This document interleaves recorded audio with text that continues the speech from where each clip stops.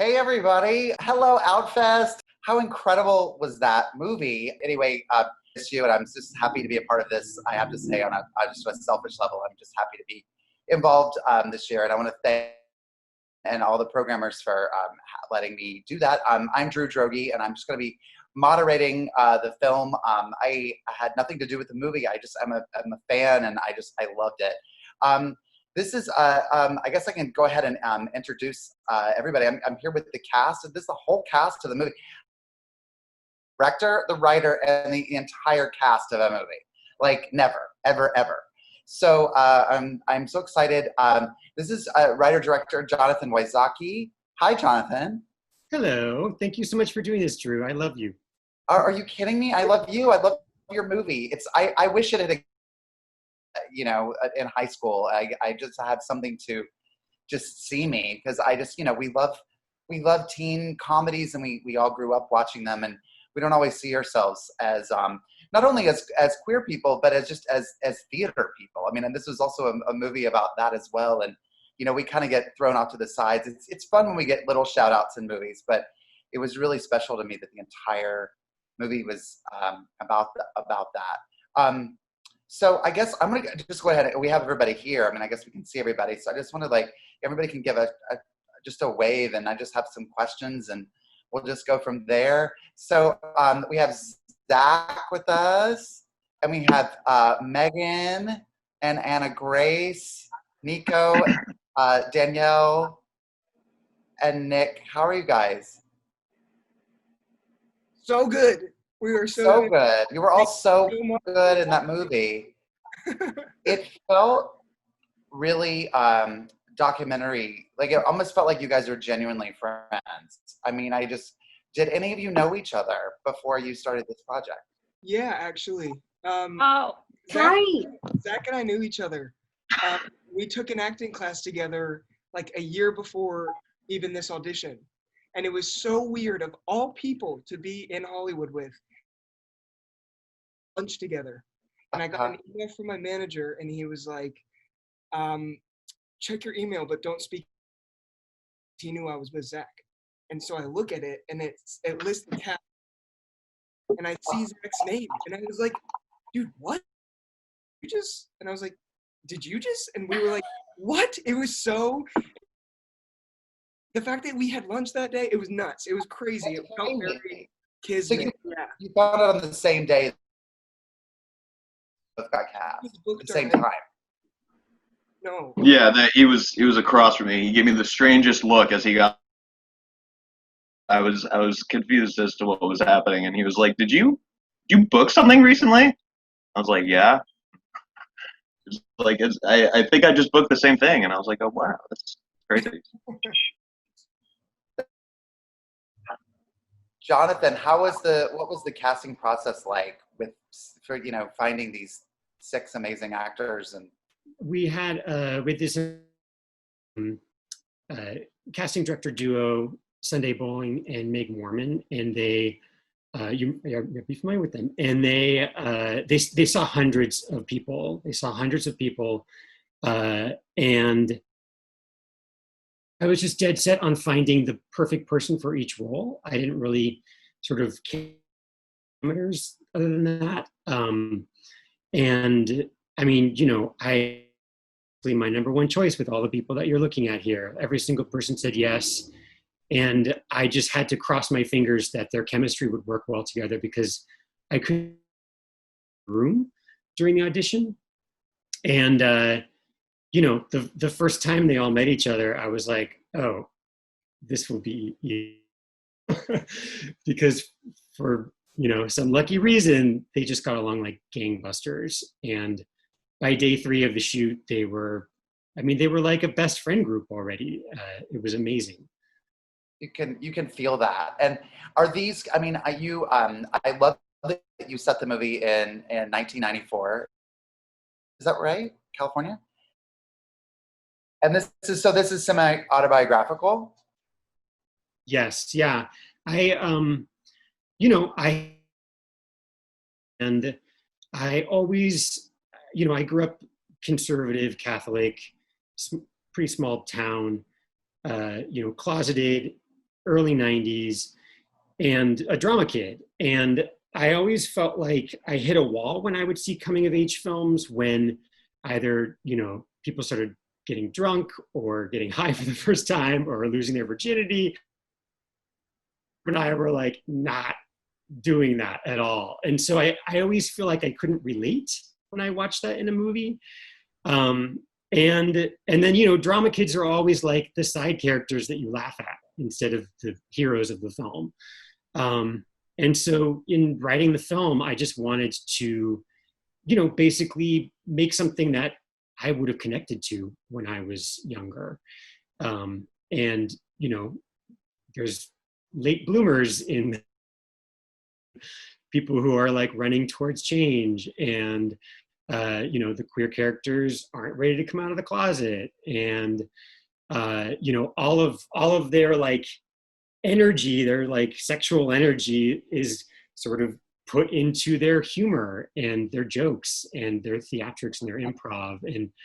And so it was kind of this lightning in a bottle that I experienced growing up that I wanted to try to recapture in the movie. Yeah. You also, I love that you are very respectful of Christianity and religion, and you really like, you can tell that's, we've all seen the movies of the outsiders who have to reject all of it. They have to, in order to be, self-actualized or whatever, they have to just say, I can't have that in my life, and I can't have, and you want to give a space for that, and these characters, and did I cut out a little bit? Sorry, did you hear me? Okay, great. So I think that's, I'm curious as to your relationship with religion and with spirituality, and as a gay person, as a gay teenager, what that was like for you. Sure, yeah. I mean, again, I feel like the Christian characters in films are often either the butt of the joke or, in like the whole like sidebar genre of like Christian films made by Christians for Christians. And I feel like there's a lot of diversity there that just doesn't usually make it to the screen. And I'm not religious anymore, but when I was, in high school, I was very religious, and my friends were very religious, and we were all over the spectrum on political topics, in terms of things like abortion that come up in the movie and whatnot. There was a sort of commonality in our humor and our creativity and our values, but there was a diversity in our beliefs and how we sort of saw the world. And I feel like Christians don't all come in the same size, and I definitely wanted to sort of show that in the film. Again, trying to add a little more.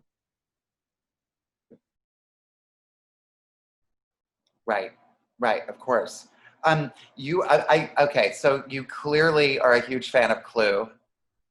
I love the shout out with the feet running back and forth. There's so many amazing references to, like, Princess Bride, and my favorite was Huey Lewis peeing in Shortcuts. It was one of those moments of like, oh, I remember that. I remember that moment. He had a healthy stream. I remember that. Healthy. This is a question for the cast, and this is not, and I guess anybody can take this and you guys can share, because it's just as a question for any of you guys. Did you guys know the references? Did you have to do a lot of research? Were there things that you shared with each other, or were you constantly asking Jonathan, like, well? I think it was kind of like a combination of all of that. Like, I definitely, some of the references went over my head personally when I first got the script.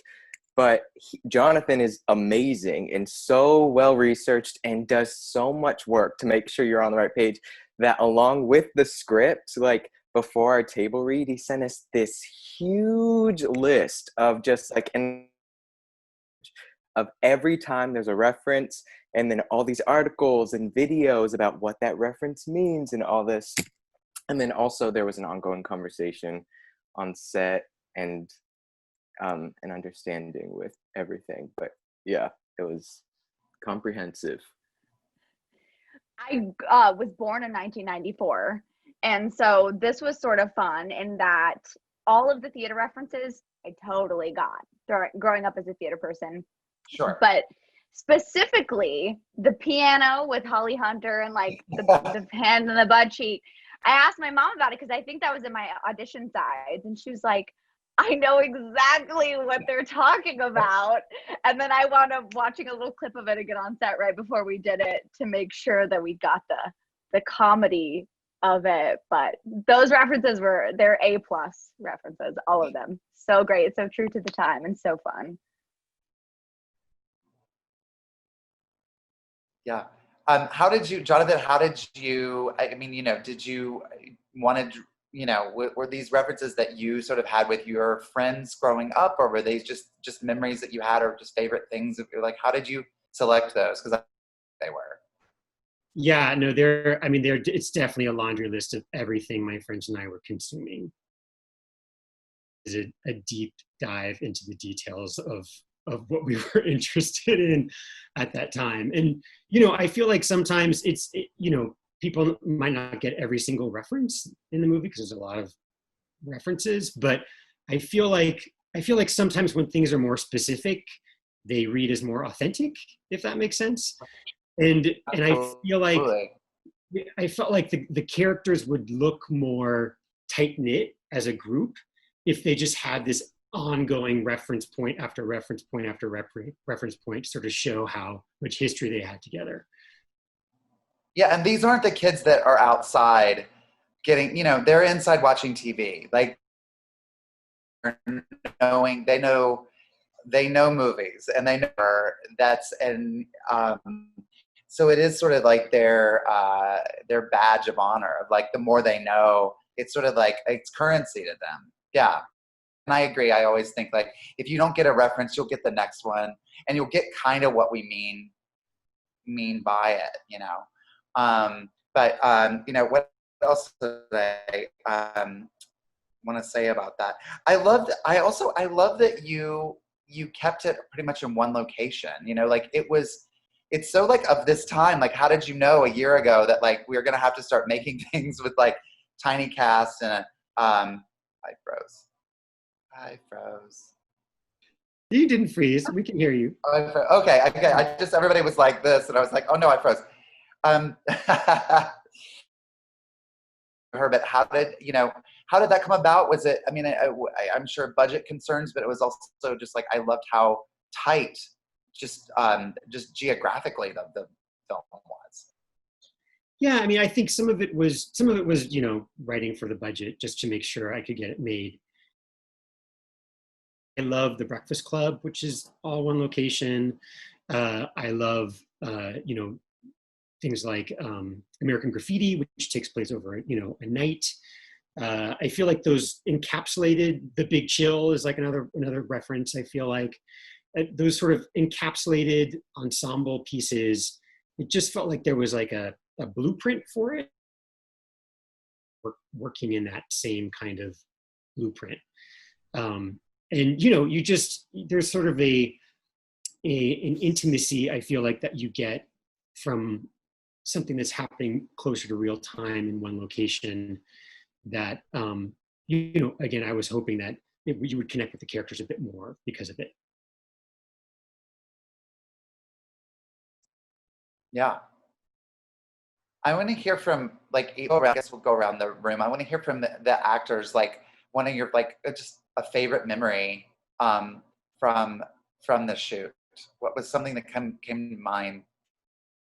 Whoever wants to go first, I'll let whoever. Okay, I'm gonna say, so honestly, out of the entire 3-week shoot, I think every day there's probably something to pick. And I'm like, genuinely, we had so much fun all of the time, whether the camera was rolling, whether it wasn't rolling, that I think every moment we could say. But I'm going to say, so Danielle got a lot of bug bites, like a lot, to the point where makeup had to like cover them up after every take. And it's Benadryl, right? Danielle, you can chime in on the story too. Someone asked me if I wanted Benadryl, and I was like, yes, please. And they ran out, and they got like Benadryl PM or no. the sleepy kind. So we were shooting one of the bedroom scenes. I don't even remember what line it was, but I was sticking things up my nose. There was one line that had so many P's in it. Jonathan, your writing is brilliant, but this line had the best alliteration of the whole film. Something puppet girl. Going out of your mind on over-the-counter pills.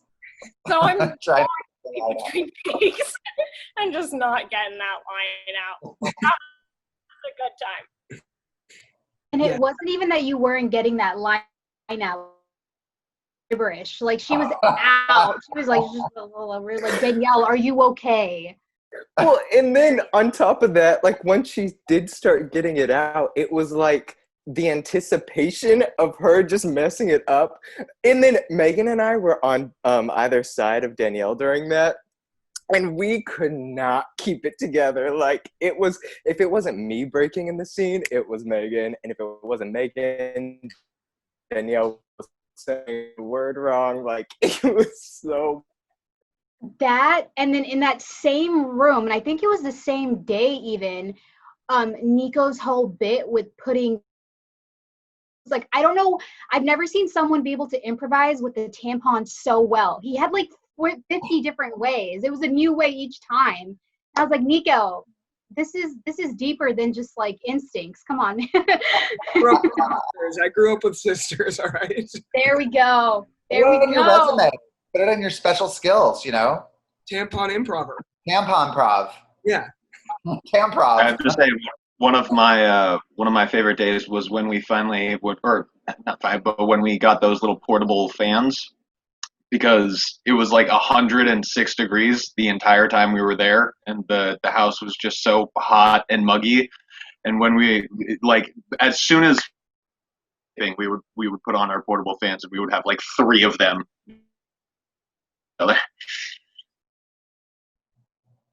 Yes. Oh, sorry, echo. My dad, for our Washington, D.C. trip like 10 years ago, got our family a bunch of portable fans. And so I brought them. First day I saw, we were like, oh, no. I brought them the next day. It wasn't enough. They went out and like bought like 10 more. It was so hot. So in every BTS photo, it's a gorgeous photo. And then there's just a fan, right? Oh, yeah. Yeah, sure. Where did you shoot the film? Chatsworth in the Valley, and then the exterior shots are actually in Escondido. I went down with the cinematographer. Yeah. How long was the shoot? 16 and a half days, I believe. 16 and a half days. Wow. And you guys are all like pretty much there every day, right? I mean, you know, yeah. It truly felt like summer camp, and I say this every time I talk about the movie because we were all there every day because we were all in every scene, and then we were all in the same room where we had this one long table and there was like a bed and a bunch of chairs, and so we all just like every morning Danielle would text everybody, what does everybody want from Phil's great coffee shop. So we all became like the best. We all became Phil's experts. And then like the day after we wrapped, I like cried because I wasn't going to get my Phil's coffee. Danielle lives really close to Phil's. We would have coffee together and lunch together and dinner together. We talked about everything. We took tons of disposable camera photos. It was just like summer camp. It was just the best experience ever. We had too much fun. I think this is also the moment to reveal that this group has become actual friends in real life and see each other all the time, which was a wonderful, unexpected outcome. Any plans? Have you any thoughts about doing a sequel or bringing the group together again? Or I would love to do a sequel. If someone pays for it, yeah. That's another question I have. Why? How did you get together? You have advice for people who don't have, $10 million and a cast of location, a million locations. I had seen friend after friend just, struggling to get their film made by a production company, and then they just crowdsourced and made their movie. And, after watching enough people do that, I was like, all right, you just have to crowdfund and get this thing made. So, it's really, they say like, don't wait for permission to make something. And this film is a testament to that, to just, go out and make it instead of waiting for permission. I mean, Christian theater nerds with closeted kids in it, like, what studio is going to be like, yeah, sounds thankful. Until it gets made and it's a hit, and then every studio wants one. Then they go, oh, that's what I love about independent film is the tastemaker, and people go, oh, actually that really hits a nerve with me. And it didn't cost, an insane amount of money, and we didn't need, or anything like that. We're almost out of time. Is there anything anybody has? Any sort of words? Any? I feel like all of you are your characters, like it's real life. I'll say that from the moment I read the script, I was like, oh no, I want it. I want it really bad. What do I do? Because I really want it. So I think that, and I feel like we all felt that way, where like the screenplay is just to where we really all wanted to pull it off, and we all had that like vision for it, and we all really cared about it and loved it. And so it was just the best time, and it was the best experience. And I love Jonathan, best directing experience of like my life. Never connected with a director like that, and with the other members of the cast, and it was just amazing. And I felt very seen as a theater person, and I grew up in the South, in a very religious, the Bible Belt, and so I just really felt seen. And I think I walked into my audition where I met Jonathan, I was like, I feel called out or seen or something like that. I don't remember exactly what I said. Really connected with every character, so it was just huge blessing to be able to do it, to get the part, and to get to work with all these amazing people and to see it. And I just sobbed. I watched it with some of them for the first time and just sobbed when I saw it, because it was exactly what I had imagined, and just so proud and so excited for the world to get to see it finally. Yeah, and I will say thank you, Jonathan, for making this, and like you said, like, you just got to do it, and for following your heart, because now you've given us all like big, makes sense. Like everyone in this Zoom, you included, Drew, I seriously have such a big part in my heart for, and this film with it, but I'm so grateful that this happened in my life, and thank you for all the watchers and all the viewers. Thank you, Outfest. Thank you, everyone supporting independent film, because it's super important and it's so special. And that's all I'll say. But I love you all. Yeah, to Jonathan, just fantastic director, and I really appreciated that. Like, before we started filming it or anything, he took the time to like sit down with us and one by one, just talk us, through what we were feeling and who we thought this character was and what his vision for it was, and it just felt very collaborative. And being in an ensemble cast with people who your own age, who you get along with, is just awesome, because it's just so much fun, and everyone gets along, and you make friends, and so that's really cool, and I'm glad that we all get to hang out after we made a great project together. And yeah, and to ditto what Nico said about independent film, and to all of the viewers, and thank you for all of your support and everything. It's awesome. Yeah, are we all getting like one final thing, or? Yeah, oh, okay. Final comment. Okay. Yeah. I'll say that this was, I've never done a film before. Really, this was my first Fantastic real job. film. What an auspicious Thank debut. You were wonderful in the film. Thank you. I'm gonna blush. But it was such a special experience, even for it being my first thing, and then on top of just like the amazing time we have, everyone else basically has done way more than what I've done, and they've all said that like this is the best it will get. So this has set the bar, and every set experience I have after this is just not gonna reach that. But yeah, so I'm just very thankful to Jonathan and Outfest and everyone that this could be made, and we got to tell the story. To add to Nick's, first of all, Nick, I don't feel bad for you because the bar has been set. But to add on to that, I think especially when you start working your way up into networks and bigger productions, and just in the whole process of it, you can sort of start to fade out. Like you start to forget why you started acting in the first place, because it becomes so businessy and so practical and pragmatic, where you see something like Jonathan and how much work he put into this and how passionate it was, that it's almost like a full circle experience where you're brought back to why you started in the first place. And it's about just actual art and real stories that are personal. And so Jonathan, thank you for that, because I mean, like, it was just such a great experience, and just getting to work with such talented actors who like consistently made you bring your A game to set, even as hard as it was, considering the fact that we all became friends so fast. But I'm super grateful, and thanks to everyone watching it, because it's people like you that make it possible for people like Jonathan to get their stories out and connect with other people. So thank you. So This was the best month of my life shooting this. And on the last day, I was like obviously bawling my eyes out.